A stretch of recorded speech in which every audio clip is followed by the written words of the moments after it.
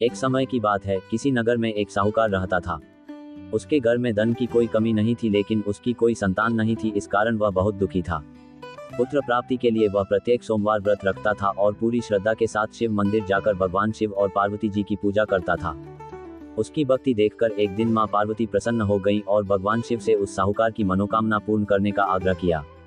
पार्वती जी की इच्छा सुनकर भगवान शिव ने कहा कि हे पार्वती, इस संसार में हर प्राणी को उसके कर्मों का फल मिलता है और जिसके भाग्य में जो हो उसे भोगना ही पड़ता है।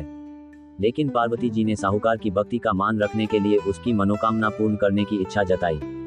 माता पार्वती के आग्रह पर शिवजी ने साहूकार को पुत्र प्राप्ति का वरदान तो दिया, लेकिन साथ ही यह भी कहा कि उसके बालक की आयु केवल 12 वर्ष होगी।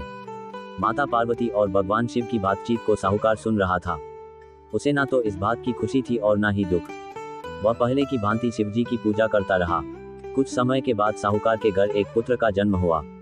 जब वह बालक 11 वर्ष का हुआ तो उसे पढ़ने के लिए काशी भेज दिया गया। साहूकार ने पुत्र के मामा को बुलाकर उसे बहुत सारा धन दिया और कहा कि तुम इस बालक को काशी विद्या प्राप्ति के लिए ले जाओ और मार्ग में यज्ञ कराना।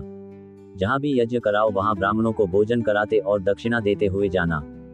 दोनों मामा भांजे इसी तरह यज्ञ कराते और ब्राह्मणों को दान दक्षिणा देते काशी की ओर चल पड़े। रात में एक नगर पड़ा जहाँ नगर के राजा की कन्या का विवाह था, लेकिन जिस राजकुमार से उसका विवाह होने वाला था वह एक आंख से काना था। राजकुमार के पिता ने अपने पुत्र के काना होने की बात को छुपाने के लिए एक चाल सोची। साहूकार के पुत्र को देखकर उसके मन में एक विचार आया। उसने सोचा क्यों न इस लड़के को दूल्हा बनाकर राजकुमारी से विवाह करा दूं। विवाह के बाद इसको धन देकर विदा कर दूंगा और राजकुमारी को अपने नगर ले जाऊंगा। लड़के को दूल्हे के वस्त्र पहनाकर राजकुमारी से विवाह कर दिया गया।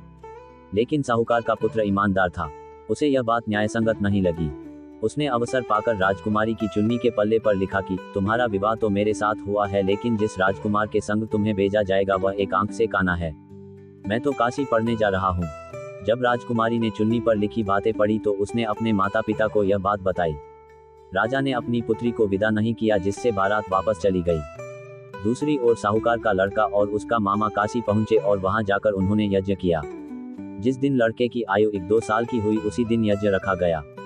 लड़के ने अपने मामा से कहा कि मेरी तबीयत कुछ ठीक नहीं है। मामा ने कहा कि तुम अंदर जाकर सो जाओ।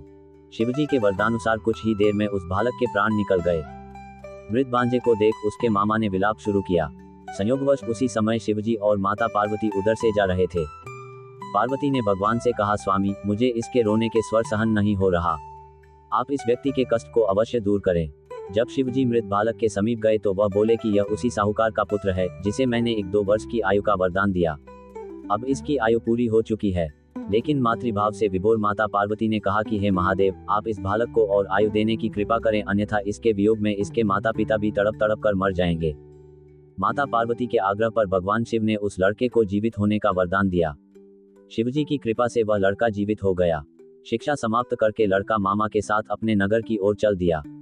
दोनों चलते हुए उसी नगर में पहुंचे जहां उसका विवाह हुआ था।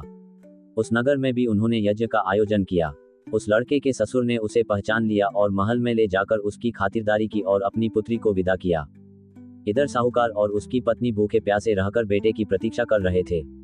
उन्होंने प्रण कर रखा था कि यदि उन्हें अपने बेटे की मृत्यु का समाचार मिला तो वह भी प्राण त्याग देंगे, परंतु अपने बेटे के जीवित होने का समाचार पाकर वह बेहद प्रसन्न हुए। उसी रात भगवान शिव ने व्यापारी के स्वप्न में आकर कहा, हे श्रेष्ठी, मैंने तेरे सोमवार के व्रत करने और व्रत कथा सुनने से प्रसन्न होकर तेरे पुत्र को लंबी आयु प्रदान की है। इसी प्रकार जो कोई सोमवार व्रत करता है या कथा सुनता और पढ़ता है उसके सभी दुख दूर होते हैं और समस्त मनोकामनाएं पूर्ण होती हैं।